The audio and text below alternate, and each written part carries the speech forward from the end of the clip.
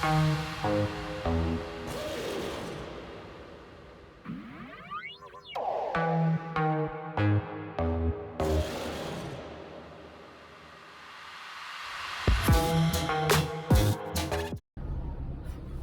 one is strong who has an enemy, and no one can attack unless he thinks he has. So I'm just reading that quote out of the chapter I'm on in A Course in Miracles, which is titled The War Against Yourself. And I just found that to be interesting, and I wanted to think about it a little bit, because I think we are kind of at war against ourselves in a way. Like, we're definitely at war against our beliefs. So I just want you to take a moment and think about someone you're upset with, someone you're feeling anger towards, or frustration or resentment. The first person that comes to mind, and if you think about why you're angry, a lot of the times it's because of something, a belief you hold in your mind that that person is not doing what you want them to do. You're not really thinking about what they want to do. What you're thinking about, to me, if I think about people I get upset with, it's because they're not doing what I think they should be doing. And I fail to recognize it's not all about me. I'm not in that, I'm not them. I don't have their thoughts, I don't have their beliefs. So me getting angry at another person because they're not thinking the way I do, who am I to say who's right or wrong? Like, I have some firm beliefs, and I mean, we all know right from wrong. There are certain things people do that are just not acceptable, and I get that, but I'm not talking about like people who commit murder or abuse or anything like that. I'm talking about people who make decisions that you don't agree on. So what comes to mind for me, I'm gonna say, is like, let's say medical providers who are not responsive, or in my opinion are not doing the job they should be doing, and it frustrates me.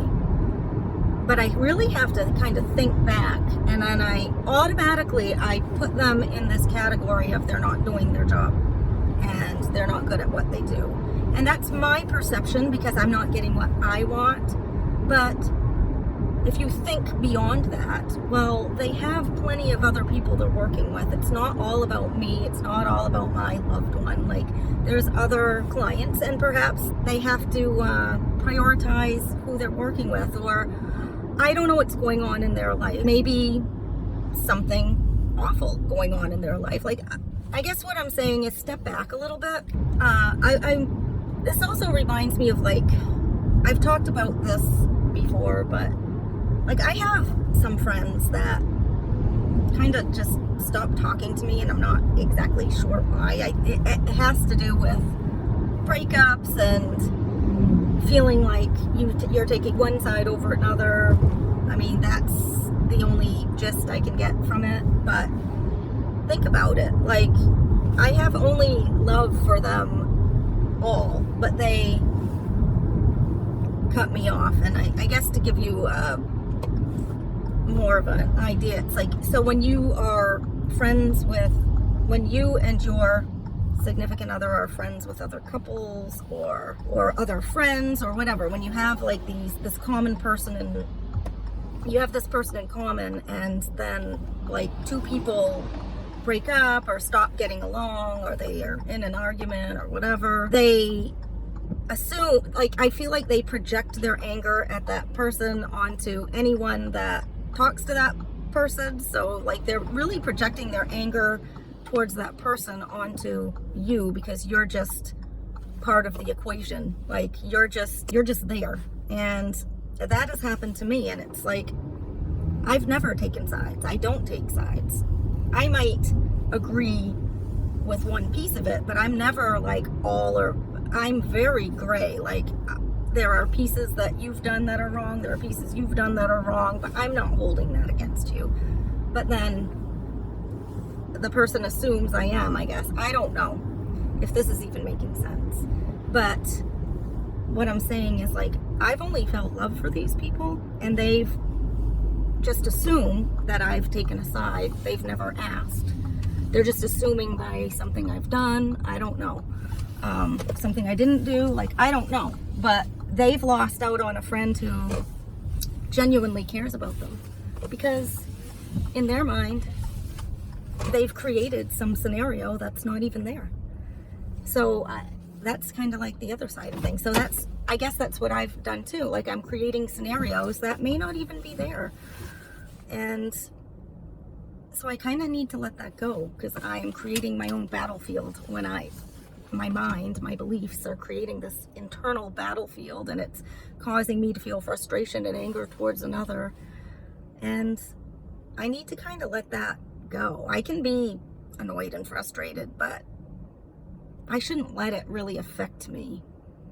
And I guess that's my gist for today is just think about that for a bit. Think about why you're upset with somebody.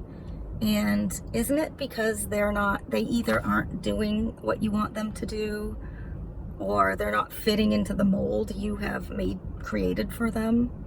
And really, who are we to try to fit someone in that mold? That problem is on us. That is not their problem.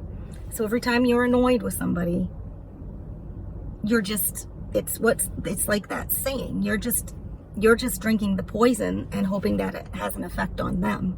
And it's not. They're going to go on their own way, and you're going to feel the anger and resentment. You're drinking the poison. So stop drinking the poison. Just kind of let it go. You don't have to, I'm not saying you have to go out there and like try to make amends or whatever, but don't feel angry about it. Don't put your energy on it. Just kind of let it go. And maybe even take it to another level and think of them with love. Like, think about what it was you loved about them at one point and focus on that instead of the piece where they didn't fit into your mold. So, okay, gotta run in. I'm 3 minutes late. I'll be back maybe after work if I have anything to talk about. Hello. Okay, I wanted to, pouring out there. I felt like I had to hop on because I had a pretty good day, and you haven't heard that for a little while. So, today one thing I've been doing is I've been writing little mantras down on a sticky note, and I know I said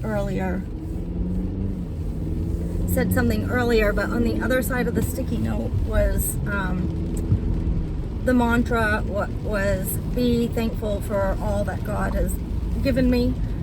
And I don't know, some people don't like it when you talk about God on here or whatever, but that's what I had for a mantra. That was from my Course in Miracles. It's interesting because I feel like God did give me some gifts today, like even if they're minor gifts.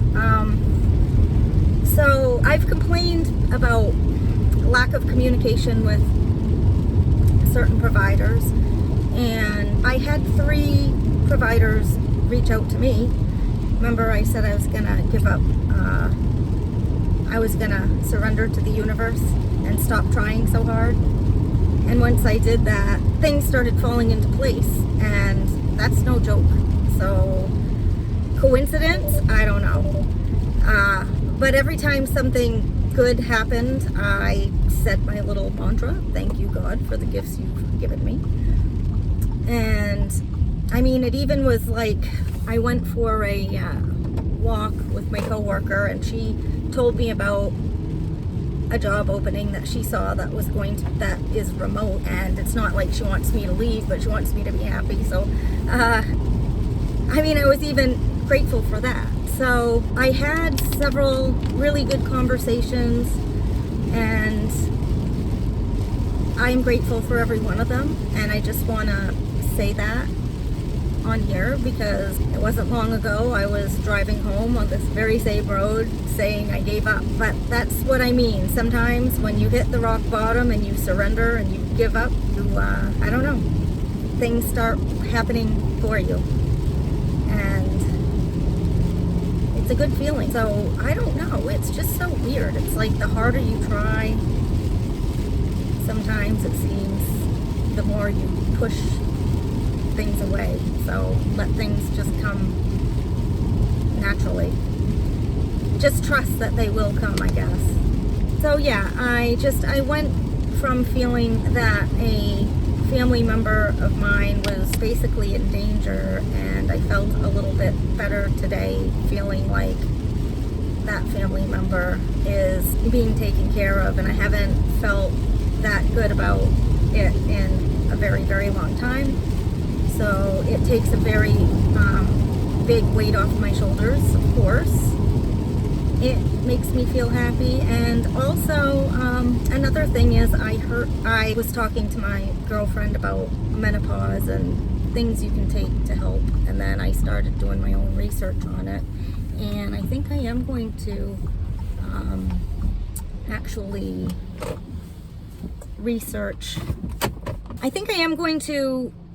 a little bit more and see if I can find something, because between the hot flashes and there's just so many changes. I mean, you lose sex drive, you lose elasticity, and every time I look at myself, it's like losing elasticity.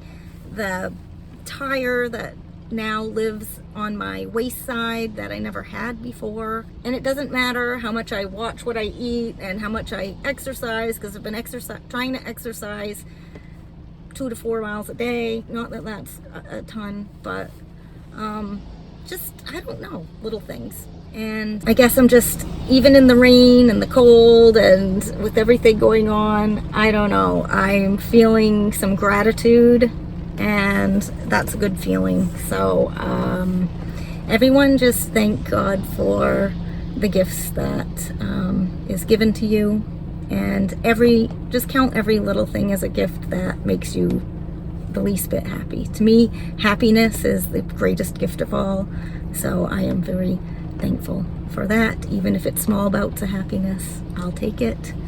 Okay, have a great day. I will see you guys later.